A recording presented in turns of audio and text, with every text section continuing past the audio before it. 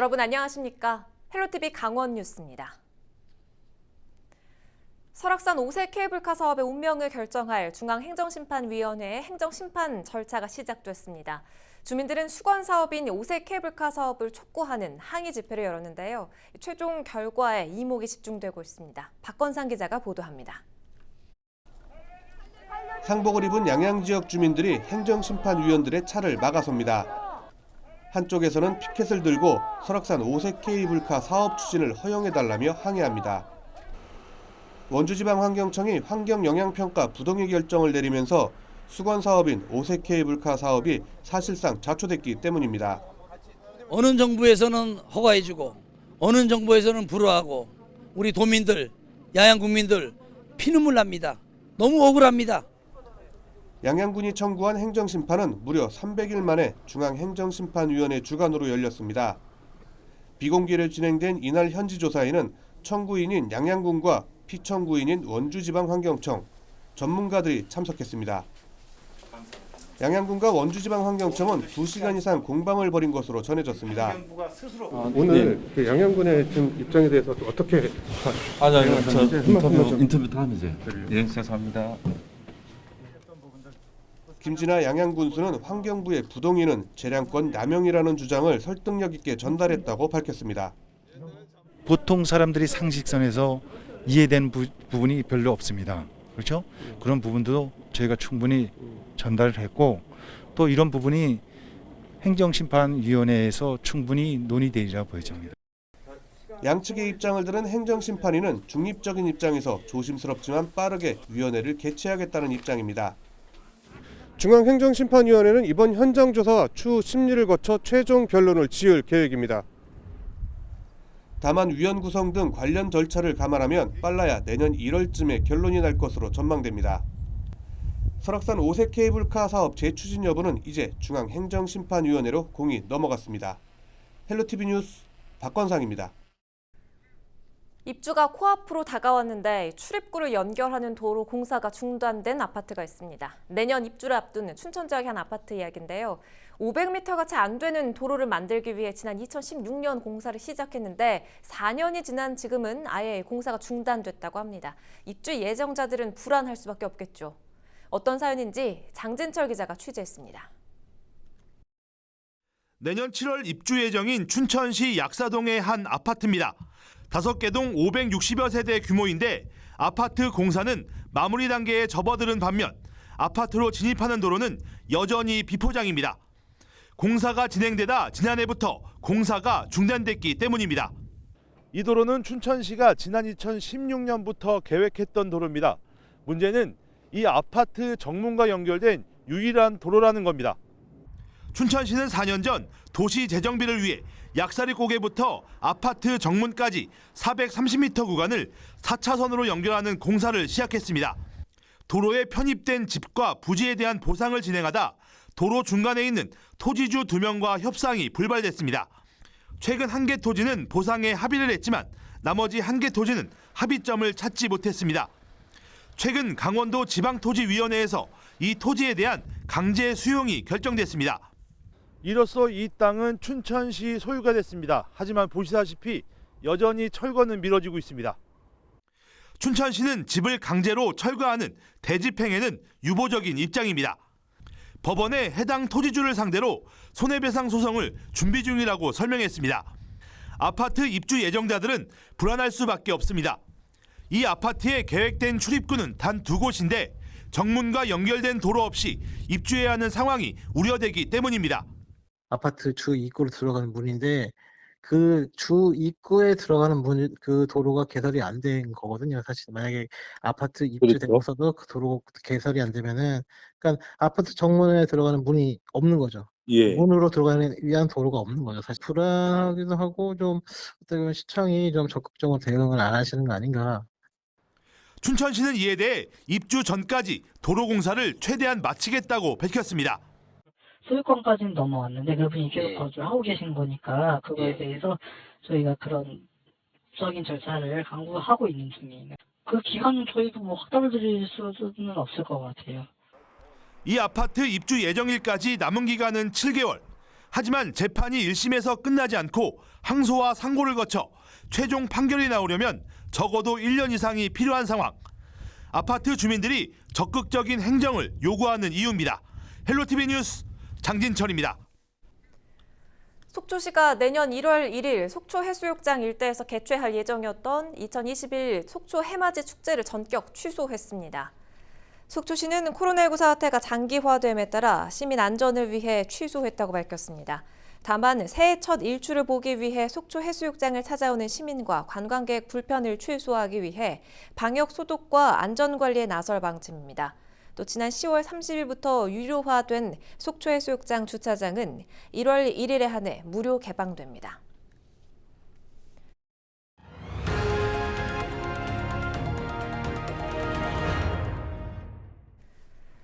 지난 2015년 강화도 글램핑장 일가족 사망 사건 기억하실 텐데요. 당시 무허가 캠핑장에 대한 관리가 허술했다는 지적이 많았습니다.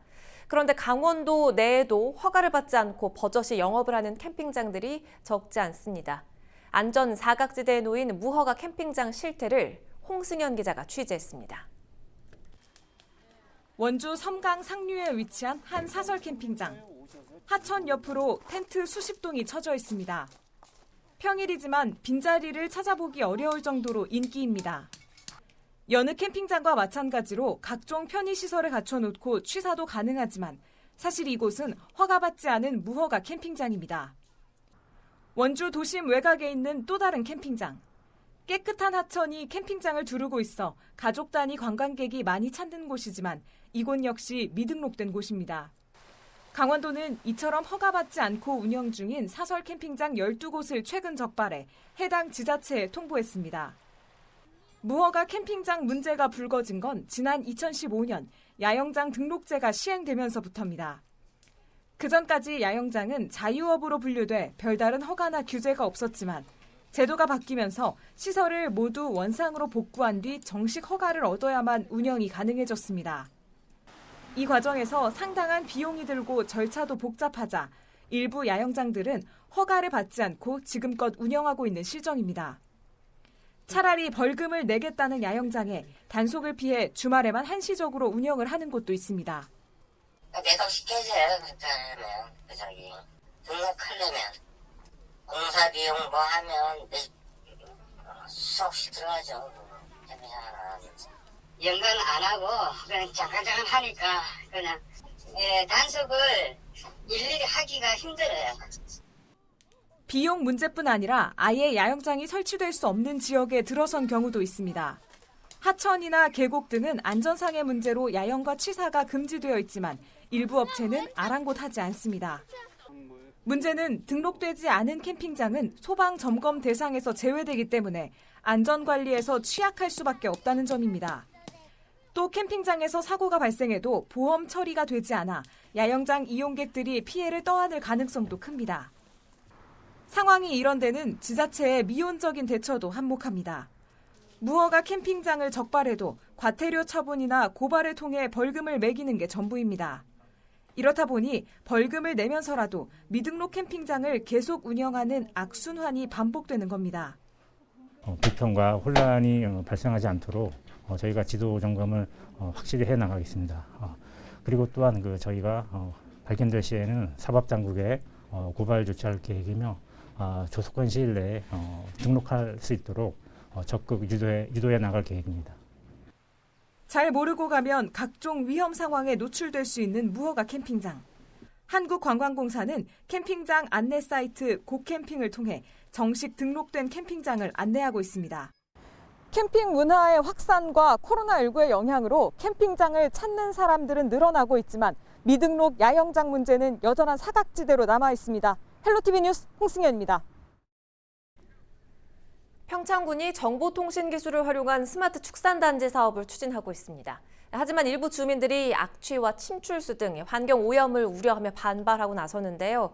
평창군은 계획대로 사업을 추진하겠다는 입장이라 갈등은 계속될 것으로 보입니다. 김선화 기자가 취재했습니다. 농축산식품부를 강력히 규탄한다!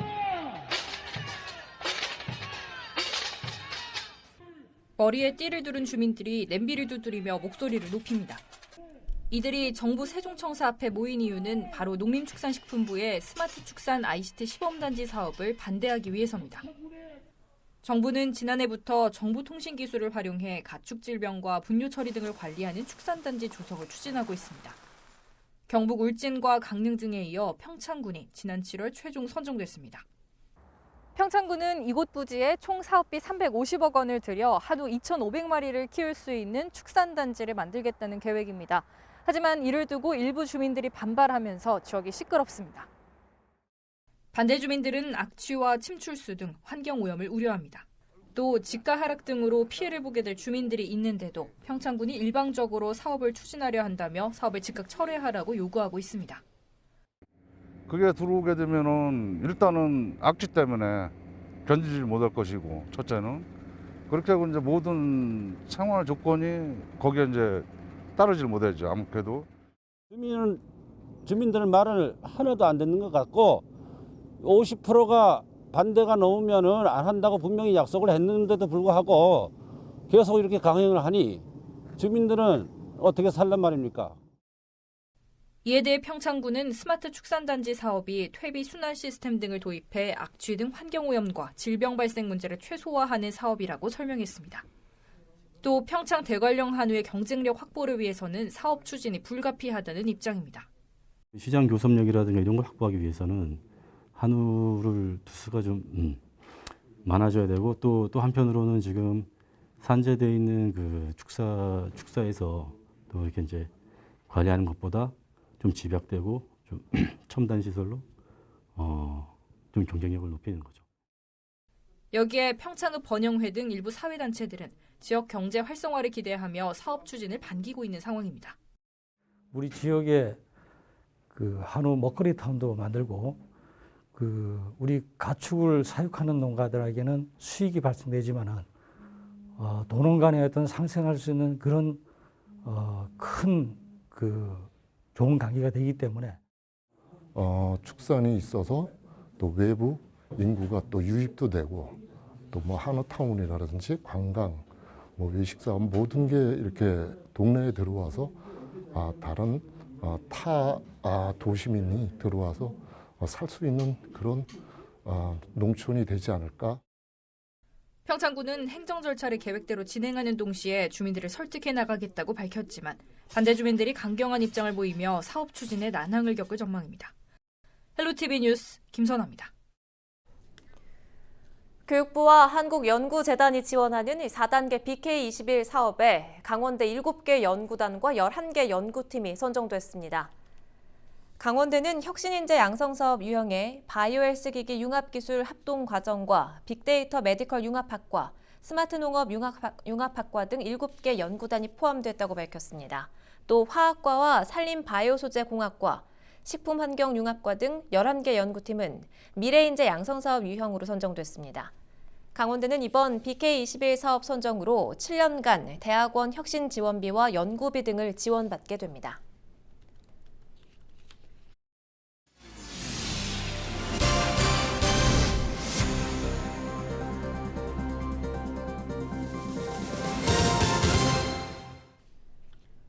지역 간 이해관계가 달라 결정짓지 못했던 제2경춘국도 노선이 10개월 만에 확정됐습니다. 국토부가 춘천시와 경기도 가평군이 제시한 안을 절충한 대안 노선을 도출한 건데요. 수도권과 춘천을 30분 내로 연결하는 노선이 확정됨에 따라 기존 경춘국도의 혼잡 해소는 물론 접근성 향상에 따른 관광 활성화 등이 기대됩니다. 한재영 기자가 보도합니다. 국가균형발전 프로젝트로 예비타당성 조사 면제 대상에 선정된 제2경춘국도. 올해 초 기본 설계 용역을 착수해 사업 속도가 기대됐지만 춘천시와 경기도 가평군의 이해관계가 달라 노선 확정이 늦어졌습니다. 논란 끝에 4일 원주지방국토관리청에서 열린 제2경춘국도 협의회를 통해 최종 안이 확정됐습니다. 당초 춘천시는 남의섬 남쪽을 지나는 안을 제시하고 경기도 가평군은 북면을 지나는 노선을 주장해왔습니다. 하지만 최종 노선은 남의섬 북쪽과 가평군 남측 시가지인 자라섬 인근을 통과하는 대안 노선으로 확정됐습니다. 기본 설계 용역 기관을 통해서 도로 분야 전문가로 구성된 설계팀에서 각 지자체 제안 노선을 비롯한 다양한 대안을 면밀히 검토하여 주변 도로와 연계성 강화, 환경 훼손 및 민원 유발 최소화 등을 고려한 종합적인 보선을 33.6km의 자동차 전용 도로인 제2경춘국도. 노선이 확정됨에 따라 원주지방국토관리청은 이달 중 전략환경 영향평가에 착수하고 내년 기본 설계를 완료할 계획입니다. 또 실시 설계에 이어 2023년 착공에 들어가 2029년 개통을 목표로 하고 있습니다. 춘천시는 제2경춘국도가 국도 37호선, 국지도 98호선 등 주변 간선도로와 연결돼 강원과 경기 북부 지역의 연계성도 강화될 것으로 기대하고 있습니다. 안보리에서 춘천 중심부까지 올 수 있는 거에 대한 대안을 저희가 또 추가로 제시할 계획이기 때문에 그게 확보된다고 하면은 당초에 우리 춘천시가 목표했던 26분 이 사업이 최단 시간이 아마 결정될 것입니다. 이 밖에도 경춘국도가 개통되면 수도권과 춘천을 30분 내로 연결해 접근성을 높이고 기존 도로의 혼잡 해소 등으로 생산 유발 효과와 관광 경기 활성화가 기대되고 있습니다. 헬로티비 뉴스 한재영입니다. 서울의 청계천은 오랜 시간 도로로 덮여있던 도심 속 하천 생태계를 복원한 대표적 사례로 시민 휴식 공간으로 각광받고 있죠. 원주에도 이 같은 생태하천 복원 공사가 시작됐습니다. 원주천의 지류인 단계천인데요. 일부가 콘크리트로 덮여있어 수질 오염과 악취 등으로 민원이 많았는데 생태계 복원은 물론 침체된 구도심에 활력을 줄지 기대됩니다. 이다혜 기자입니다. 원주 우산동의 한 주택가 하천, 도심을 따라 흐르는 실개천 위에 콘크리트 포장이 덮여 있습니다. 섬강의 지류인 원주천으로 합류하는 단계천입니다. 이 일대가 번화하던 80년대부터 주차 공간 부족 등을 이유로 하천을 덮어 수십 년간 주차장으로 활용해왔습니다. 이 때문에 비만 오면 오염물질이 쌓이고 해충이 번식하면서 악취가 나는 등 부작용이 속출했습니다. 냄새가 많이 나더라고요, 악취가. 저 밑에 공장지대 쪽으로 내려가면 안 그런데 이쪽 위에 쪽은 아파트 요 건너편 쪽은 냄새가 많이 났어요. 이에 원주시가 단계천을 열린 물길로 복원하는 대대적 공사를 시작했습니다. 하천 생태계를 되돌려 수질을 개선하고 친수 공간을 늘려 주민 삶의 질을 높이기 위한 겁니다. 우산동 주택가와 상가 일대 1.65km가 복원 대상으로 국비 포함 487억 원이 투입됩니다. 원주시는 하천을 덮었던 포장을 제거하고 유지 용수를 늘리는 한편 하천 옆 산책로 등을 조성할 계획입니다. 악취나 이런 부분 때문에 불편하셨던 그런 부분이 이제 개선이 될 거고요. 수질 개선으로.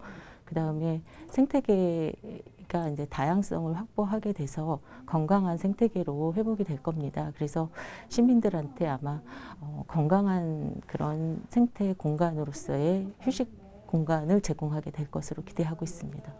그러나 이 일대 대규모 주차 공간이 통째로 사라지면서 당장 주차난을 우려하는 목소리도 높습니다. 그나마는 지금 이거 해고는 지금 오늘 낮에 손님 한 명도 안 와. 차 댈 데가 있어야 오지. 원주시는 일단 옛 시외버스 터미널 부지 등을 활용해 주차 공간을 확보할 계획입니다. 단계천 생태하천 복원 사업이 마무리되면 주민 여가 공간이 확보될 뿐 아니라 침체된 구도심에도 활력을 줄 것으로 원주시는 기대하고 있습니다. 도내에서는 춘천 약사천이 생태하천으로 복원돼 주민 휴식 공간으로 자리를 잡았고 주변 주거 환경이 개선됐습니다. 원주시는 계획된 공정을 차질 없이 추진해 오는 2022년 공사를 완료할 계획입니다. 헬로티비 뉴스 이다혜입니다. 동해안권 상생발전협의회 제5대 회장으로 김진하 양양군수가 추대됐습니다. 동해안권 상생협의회는 5일 동해안 6개 시장 군수가 참석한 가운데 제7차 정례회를 열어 이같이 결정했습니다. 이날 회의에서는 삼척 제천 간 고속도로 완전 개통과 동해선 삼척 고성 철도망 구축 등 기존 9개 상생협력 과제 추진 상황을 점검했습니다. 동해안권 상생발전협의회는 강원도 동해안권의 상생발전을 위해 지난 2016년 창립됐습니다. 이상으로 헬로티비 강원 뉴스를 모두 마칩니다. 저희는 언제나 여러분과 함께 하겠습니다. 시청해주신 여러분 고맙습니다.